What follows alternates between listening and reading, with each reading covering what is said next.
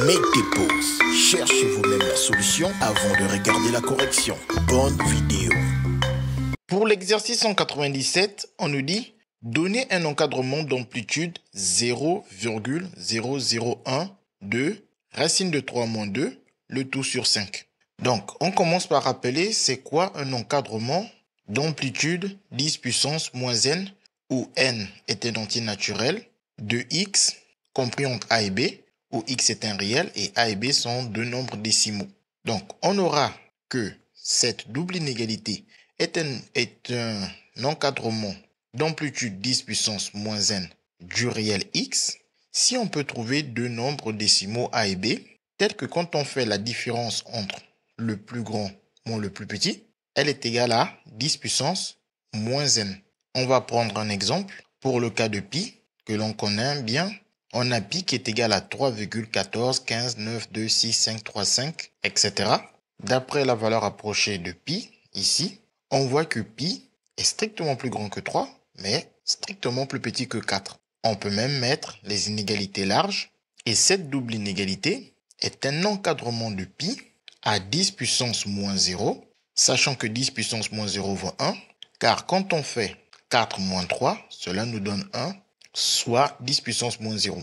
De même, grâce au premier chiffre de pi, on peut voir que pi est compris entre 3,1, car on a du 3,1 avec d'autres nombres, donc il est plus grand que 3,1. Par contre, comme c'est du 3,1 avec d'autres nombres, il est plus petit que 3,2. Et ceci est un encadrement de pi à 10 puissance moins 1, sachant que 10 puissance moins 1 vaut 0,1, car 3,2 moins 3,1 donne 0,1, sachant que 0,1 c'est 10 puissance moins 1. On peut encore continuer, cette fois-ci avec deux chiffres après la virgule. On peut dire que comme pi c'est 3,14 avec d'autres chiffres non nuls qui viennent juste après, donc pi est plus grand que 3,14, mais comme c'est du 3,14 avec d'autres chiffres non nuls après, on peut dire que pi est plus petit que 3,15. Donc pi est compris entre 3,14 et 3,15 est un encadrement de pi à 10 puissance moins 2 près, sachant que 10 puissance moins 2 c'est 0,01, car 3,15 moins 3,14 est égal à 0,01, sachant que 0,01 c'est 10 puissance moins 2. Donc on comprend par là que la valeur ici après le moins nous donne le nombre de chiffres que nous avons après la virgule. Moins 0 parce qu'on a 0 chiffre non nul après la virgule. Moins 1 parce qu'on a un chiffre non nul ou même nul après la virgule. Moins 2 car nous avons deux chiffres après la virgule, or 0 inutile.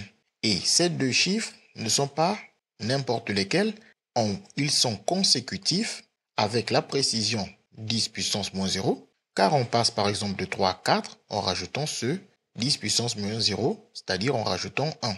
Et on passe de 3,1 à 3,2 en rajoutant cette précision de 10 puissance moins 1, c'est-à-dire 0,1.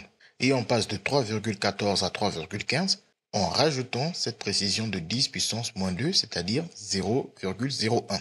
Donc, voilà comment on fait pour trouver un encadrement d'un réel x d'amplitude 10 puissance moins n. C'est trouver deux nombres décimaux a et b tels que le plus grand des deux moins le plus petit des deux nous donne 10 puissance moins n.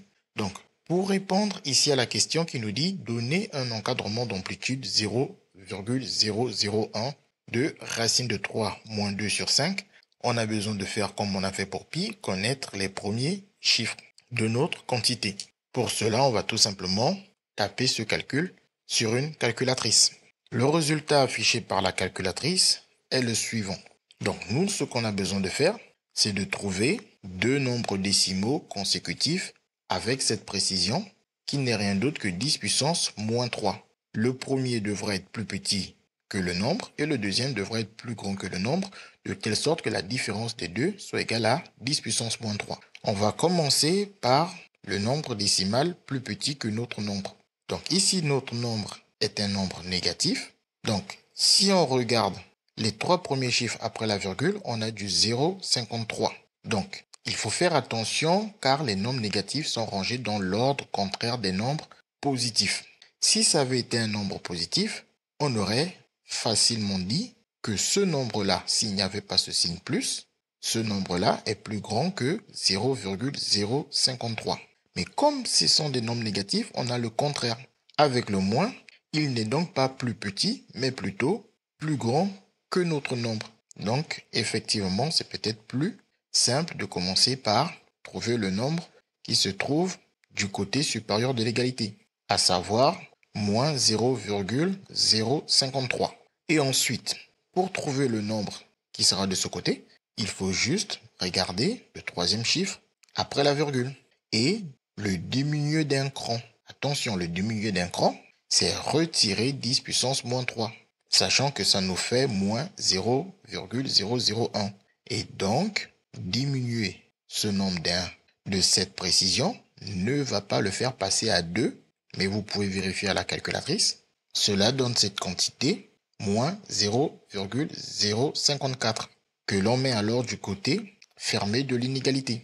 On a donc ainsi trouvé l'encadrement de racine de 3 moins 2, le tout sur 5, à 0,001 ou à 10 puissance moins 3 près.